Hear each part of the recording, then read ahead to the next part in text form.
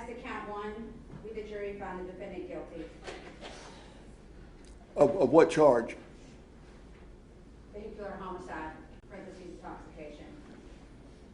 As to count two, vehicular homicide, 0.08% alcohol concentration or greater, we, the jury, find the defendant guilty. As to count three, vehicular homicide by reckless conduct, we, the jury, find the defendant guilty. As to count four, reckless aggravated assault resulting in death, we, the jury, find the defendant guilty. Thank you. If you'd pass the form back to Mr. Aiken, and please have a seat. Please have a seat, Ms. Kroese.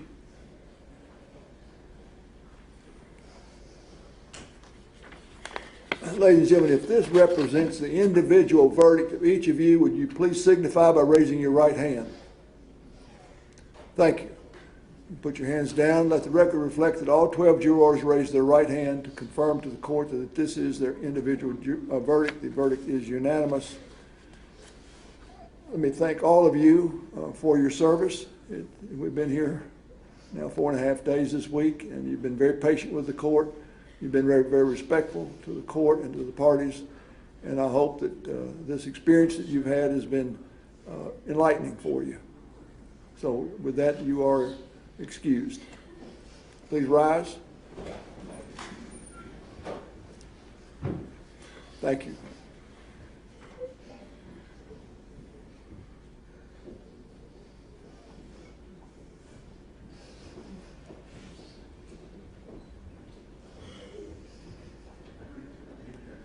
Thank you, everyone. Please be seated. As the 13th juror in this case, and exercising my role in that regard, the court finds that the weight of evidence supports the jury's verdict. Mr. Hess, at this point, is there anything further? We just need to order a pre-sentencing report. Yes, Your Honor. Given that the defendant has been convicted of non-probatable felony offenses, the state moves to revoke her bond pending sentencing. Mr. Hoffman. We would ask that you don't revoke her bond because she has shown to the court that she is reliable, she will not go anywhere, she will not flee, and she has shown the court that she obeys the rules of probation that have been put on her. She's had 2 different bracelets on her legs that she's been wearing this whole time, and I believe that the court can trust her until we have our sentencing hearing. Mr. Hess. The situation has changed now, Your Honor. She's been convicted of offenses that carry mandatory prison sentences.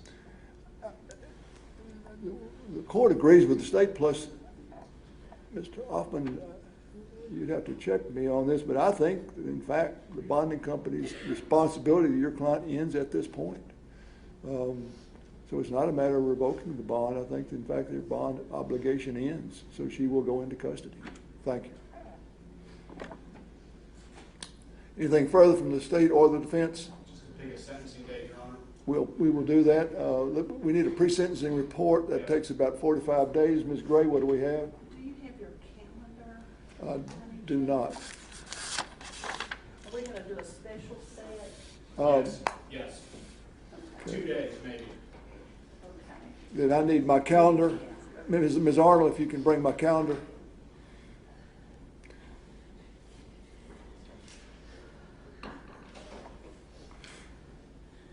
Just for the record, Your Honor, I understand what the court is saying about the bonding company's obligation. We would still move to revoke her bond entirely. So no. That's fine. You draw the order. But check me on the statute. I think, in fact, upon the conviction under these circumstances, that ends their obligation. But whether it does or it doesn't, I'm not releasing her on bond. Pending sentencing. Yes, sir. Thank you. I'll prepare them.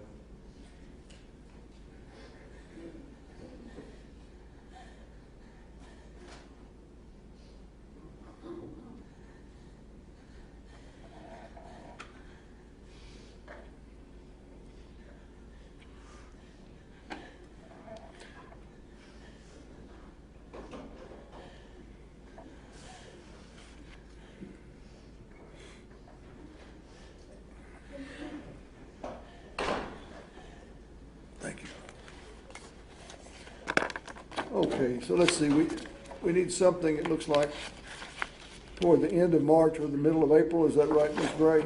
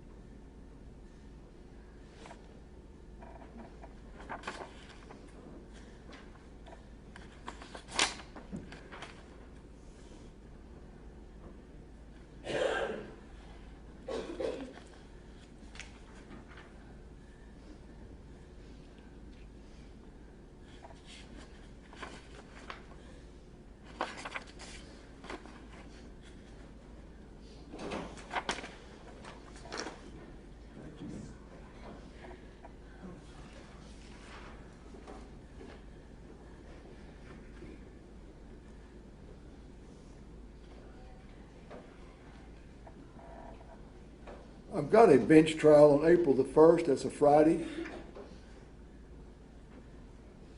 It's unusual for me to have a criminal bench trial. There was some discussion that might be resolved. How does that date look for the lawyers if in fact that case is resolved? I think we might need 2 days, Judge. 2 days? I think so. Just out of an abundance of caution.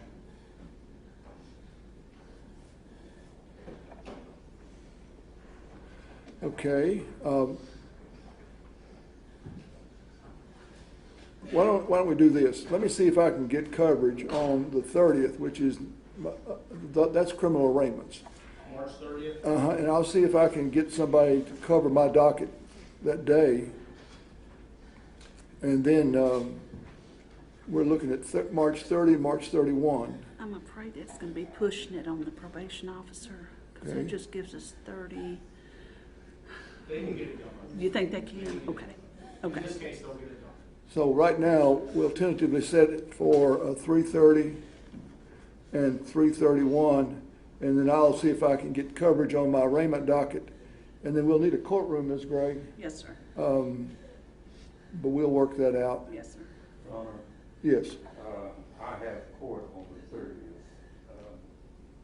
You saying March 30th? Yes, March the 30th and March the 31st, those two. I'll have to try to get that changed.